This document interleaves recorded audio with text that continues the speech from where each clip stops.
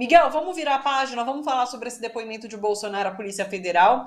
Assim, ele não disse nada de novo, na verdade, né? Havia essa denúncia por parte de Moro que ele tentou interferir na Polícia Federal. Ele disse que, de fato, ele indicou um nome, né, para Sérgio Moro, mas Sérgio Moro teria condicionado, inclusive, essa mudança a uma vaga ao STF. E daí é muito interessante, eu conversei com o Miro essa semana, ontem, né? Quarta-feira, é isso. Uhum. E o Miro falou sobre essa disputa entre Bolsonaro e Sérgio Moro, que assim, é aquela disputa, aquela briga que a gente torce pela briga, e ela ficou ainda mais evidente agora, porque a defesa de Moro diz que Moro não foi avisado sobre esse depoimento, e daí Moro está dizendo que não há isonomia nas partes, e daí um ex-juiz que julgou, que lidava, que na verdade esteve à frente do julgamento do ex-presidente Lula, cobrando isonomia num julgamento em que ele é uma das partes envolvidas, é muito curioso, né? Provado o próprio veneno, né? Uma certa justiça poética aí nisso, né? Quem diria, né? Aquele provérbio, né? A justiça é como as cobras, só morde os descalços, né? Nesse caso, parece que pegou o Moro de Havaianas aí. Esse episódio de hoje, ele é mais uma má notícia para o Sérgio Moro, né? Ele voltou dos Estados Unidos há 20 dias, imaginou que seria recebido pelos sonhadores devotos da terceira via com pompa, né, com carro de som, enfim. E ele tem tido uma sequência de más notícias, né? A gente falou na semana passada que ele inclusive vinha pensando se vai manter a candidatura a presidente ou se vai tentar o governo do Paraná ou o Senado por São Paulo ou pelo Paraná, porque nessa semana, antes dessa má notícia de ser citado, que não deve ser nenhuma novidade, né? Até os passarinhos no Planalto, né, devem saber que o Moro sonhava com esse cargo no STF. Né? Não é nenhuma surpresa de fato. Mas a outra má notícia que ele teve essa semana foi que o PSL fechou as portas para ele. Ele imaginava que nessa turnê que ele está organizando em Brasília, vai se filiar ao Podemos dia 10 e ia reunir com alguns deputados do PSL. PSL que está em fusão com o DEM, né, para formar a União Brasil, e aí ele imaginava que poderia ter ex-bolsonaristas que tivessem, ou mesmo da parte do DEM, que topassem uma candidatura Podemos, União Brasil, com Sérgio Moro na cabeça de chapa, ou, como ele já ensinou em outros momentos, uma parceria com Mandetta. Né? E ele ouviu do Luciano Bivar, que é o dono do PSL, vai ser o futuro presidente do União Brasil, que isso não vai acontecer. Né? Que esses encontros, se acontecerem, são unilaterais, não representam o partido, e de certa forma ele ainda ironizou, dizendo o seguinte: olha, eu entendo que o Moro precisa de um partido forte se ele ganhar a eleição, mas boa sorte para ele no Podemos. Né? Então também deixou entender que as coisas não serão tão simples como o Moro imagina. Né? E aí, com essa, hoje o Bolsonaro, no fundo, dá uma estocada nele. A esperança do Moro é se projetar assim como legítimo Bolsonaro. Olha, eu deveria ter sido o candidato em 2018, eu fui o cara que afastou Lula, que seria o candidato ideal, etc. Né? Ele tem que provar que ele é o legítimo ocupante desse lugar. Né? E o problema é que quem vota em Bolsonaro já prefere ele como legítimo. Então, a vida para os ex-lavajatistas está bem dura. E olha, eu acho que nós vamos chegar em 2022, se o Moro realmente concorrer à presidência, vou chutar aqui a minha aposta, me cobrem em outubro, novembro de 2022, eu acho que ele não alcança 15% dos votos, quiçá 10%. Né? Eu acho que ele vai ser como aquele juiz da Operação Mãos Limpas na Itália, que quis concorrer depois, e no fundo ele vai ver que a sua popularidade se restringe mesmo a Curitiba. Né? Não é como ele imagina que seja. Né? O jornalista disse, olha, o Moro não é candidato a presidente, ele está numa ego trip. Né? Ele está num mundo paralelo, vai encontrar com seus fãs, mas não são os eleitores. Né?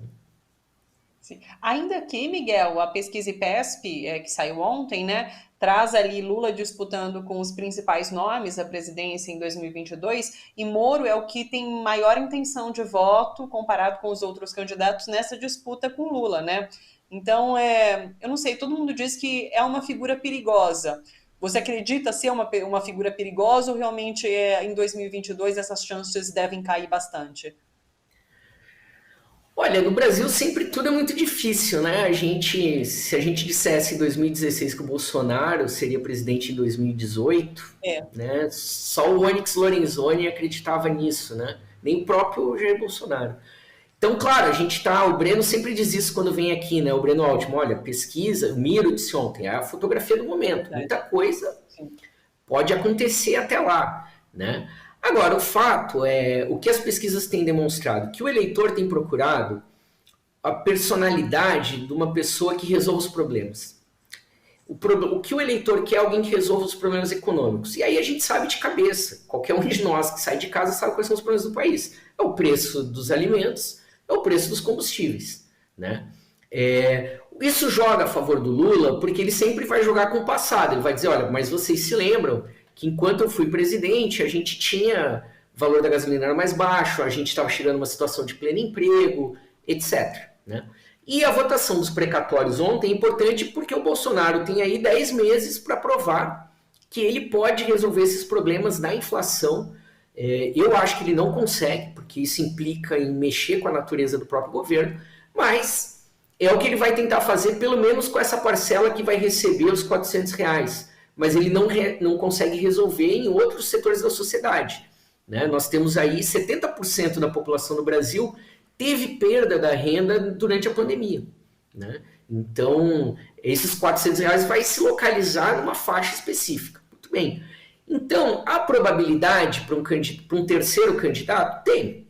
Essa margem realmente existe. A gente tem aí em torno de 35% de eleitores. Nós temos uma faixa de 20% de eleitores que dizem que só votam no Bolsonaro. E nós temos uma faixa de em torno de 36% que diz que só vota em Lula.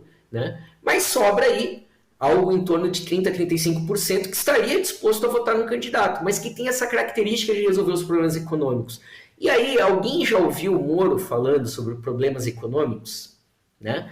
Sobre economia? Né? Então, esse discurso dele é aquele discurso denista, né? Vai falar da corrupção, etc., mas isso vai bater ali em Genópolis, né? No pessoal mais velho, etc., não vai... Então, os candidatos da terceira via que tenham chances de se projetar como segunda opção da direita serão aqueles que conseguirem apresentar alternativas econômicas. Isso é um problema para o PSDB, é um problema para o Bolsonaro, né, porque implica nessas negociações com o mercado, etc. É um problema para o próprio Ciro, porque ele está aqui, como a gente viu, defendendo o teto para fazer... Né, e como é que você sai de uma pandemia com os gastos engessados socialmente e constitucionalmente? Né? Então não tem como sair num cenário de recessão com teto de gastos. Então nesse espaço não tem lugar para o Moro. Ele não tem o que falar para quem precisa pegar ônibus, para quem está comendo osso, para quem precisa garantir. Né? Ele vai falar para Curitiba, para esse setor. Né? E aí também os outros candidatos que tentarem... o Mandetta também não vai conseguir falar sobre isso. Né? Talvez o PSDB consiga, de alguma maneira... Aí o problema do Dória e do Eduardo Leite, do próprio Mandetta, e que é o do Moro agora, é como é que você se descola do Bolsonaro, como é que você explica que você não tem nada a ver com isso, né? Sendo que você ou apoiou na eleição ou fez parte do governo, que é o caso do Moro. Então, para o Moro existir como candidatura, o Bolsonaro precisa desaparecer, não cabe os dois na mesma eleição. Sabe que eu fico ouvindo muita gente vibrando com a possibilidade de um debate entre Lula e Moro. Será uma coisa de arrasar, realmente. Miguel, eu brinquei com o Miguel antes da gente começar, que hoje a gente tinha meia hora e dava para a gente conversar à vontade, mas acabou nosso tempo. Bom, eu acho que nessas suas respostas você já trouxe bastante sobre as movimentações políticas que a gente sempre comenta, né? E é sempre bacana te ouvir sobre isso. Então, assim, agradeço demais a participação. Um beijo enorme para você, sempre muito bom papear com você às quintas aqui, viu? Um maior prazer pra gente e a gente volta a se encontrar na semana que vem. Beijo, Miguel. Até a semana que vem, fiquem bem.